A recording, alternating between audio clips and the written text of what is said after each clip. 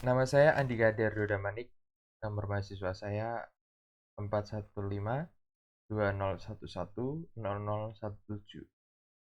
Video ini saya buat untuk melengkapi kuis 1 mata kuliah PJN ARS di hari Senin pukul setengah 8 malam dengan dosen Ibu Desi Ramayanti. Di tugas kali ini kita akan membahas modul 1.5.5 yaitu paket tracer. Saya sudah buka aplikasi paket tracernya. Oke, seperti yang kita lihat ini telah disediakan topologi diagram seperti berikut ini. Untuk part pertama ini kita harus identify common component of network as represent in packet tracer. Kita akan mengidentifikasikan beberapa komponen yang ada di dalam paket tracer. Untuk yang kedua, kita diminta untuk explain the purpose of the devices. Jadi fungsi dari masing-masing device ini. Kemudian yang ketiga, kita compare and contrast LANs and WAN. Jadi mungkin di video kali ini saya akan menyimpulkan secara garis besar dari 3 part ini. Yang pertama, kita akan membahas tentang komponen-komponen yang ada di tab di bawah pojok kiri ini ya. Yang pertama ada network devices. Network devices di sini dibagi menjadi routers. Routers ini ada beberapa jenis ya, ada beberapa tipe bisa kita pakai sesuai dengan kebutuhan kita.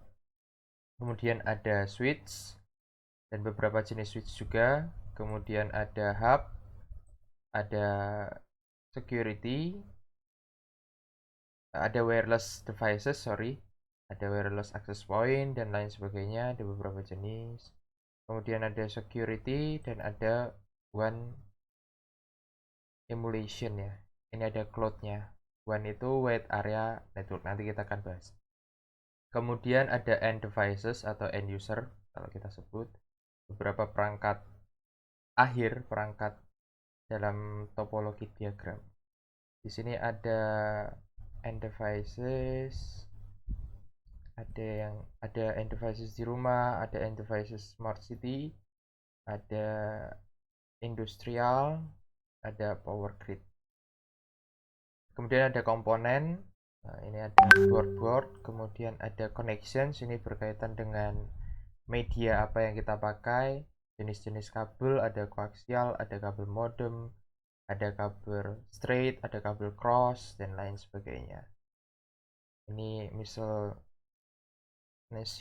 ini beberapa komponen yang sudah kita pakai di sini. Kemudian ada multi user. Oke, untuk network devices ini ada intermediary devices ya. Fungsinya untuk menghubungkan beberapa end devices. Jadi mereka bisa masuk dalam satu jaring. Laptop A bisa terhubung dengan laptop B, bisa terhubung dengan printer, dengan end devices yang lain yang sudah kita buat dengan adanya switch tadi. Dengan adanya, kemudian ada router juga. Router itu untuk meroute, untuk memberikan jalur. Jadi kalau di router itu kita tahu ada beberapa Ethernet port ya biasanya. Itu masing-masing port bisa kita setting berbeda sesuai dengan kebutuhan. Dari Ethernet biasanya kita masuk ke switch, baru dari switch kita masuk ke end devices. Bisa laptop, bisa komputer, IV phone, dan lain sebagainya. Oke.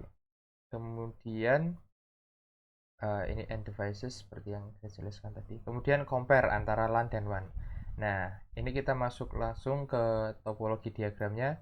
Di sini ada 3 LAN, ada 3 local area network. Di sini ada home office, ada central, dan ada branch. Nah, ketiganya ini disebut WAN, wide area network. Jadi kalau masing-masing site ini disebut LAN, central ini isinya ada router, ada server, switch, ada end devices-nya, ada laptop, ada PC. Branch ini juga punya satu LAN sendiri. Kemudian ada home office sebagai LAN juga. Jadi artinya local area network itu network yang ada di lokalan aja, di jangkauannya lebih kecil dan dia biasanya sebagai klien, sebagai site ya, beberapa site. Nah, ketiganya ini terhubung ke dalam intranet dan ke dalam internet. Ya, baru mereka ini disebut one wide area network. Jadi kita langsung bahas juga, masuk ke topologi diagramnya. Di home office ini ada leading komponennya, ada kabel modem ini ya, ada modem. Biasanya kalau di rumah-rumah itu ada modem Telkom gitu. Dari modem ini dia masuk ke wireless devices dengan kabelan. Nah, dari wireless ini dia bagikan jaringan itu ke laptop, ke tablet, ke printer, ke PC sesuai dengan wireless setting yang sudah kita create tadi. Jadi dari kabel modem masuk ke wireless baru dibagi ke beberapa end devices. Nah, kemudian kita bahas ke site yang kedua, yaitu di central. Di central ini ada router, dari router dia masuk ke switch, dari switch ini masuk ke server, kemudian dari router dia ada port lain ya, jalur lain yang dihubungkan ke switch 1. Ini multiple switch ya, multiple hub. Kemudian masuk ke switch, baru dibagikan ke PC. Ada 2 PC di masing-masing switch ini. Nah, kemudian yang terakhir ada branch. Di branch ini dia dari router masuk ke switch.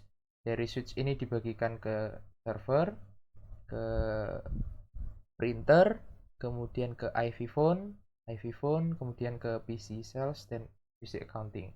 Kemudian ditambah lagi nih ke access point wireless. Ini tujuannya untuk mungkin ada guest, ada tamu ya. Jadi tamu bisa mengakses jaringan ini lewat wireless ini, lewat wifi. Bisa lewat smartphone atau mereka yang membawa laptop. Nah, di jaring ini dia terhubung lewat dengan kabel LAN ya, kabel RJ45, kalau yang biasa kita temui di kantor-kantor gitu. Kemudian ini yang merah ini artinya kabel modem. Dia kabel modem untuk menghubungkan ke, di sini ada cloud intranet. Nah, intranet ini adalah private ya, private network, artinya dia menghubungkan sebagai jaring dari branch dengan sentral. Dia sifatnya untuk private. Jadi kalau kita tahu tuh ada yang namanya VPN ya, dengan maksud agar ini data-data yang ada di sentral dan di branch ini nggak sembarangan bisa keluar dan diakses oleh luar gitu, pihak luar. Makanya dibikinlah intranet ini untuk pribadi dari kantornya.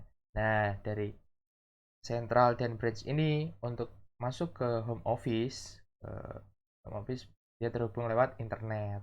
Nah, disinilah jaringnya antaranya central bisa mengakses ke home office, branch bisa home office, dan sebaliknya. Kemudian ini tadi dari kabel modem ini ada kabel koax ya, kabel koax untuk masuk ke internet. Biasanya itu di jaring wireless dia punya kabel koax untuk anten. Dalam router itu ada semacam anten gitu, dome, itu untuk menerima dan mengirim sinyal. Kira-kira seperti itu dari topologi diagram yang ada di sini.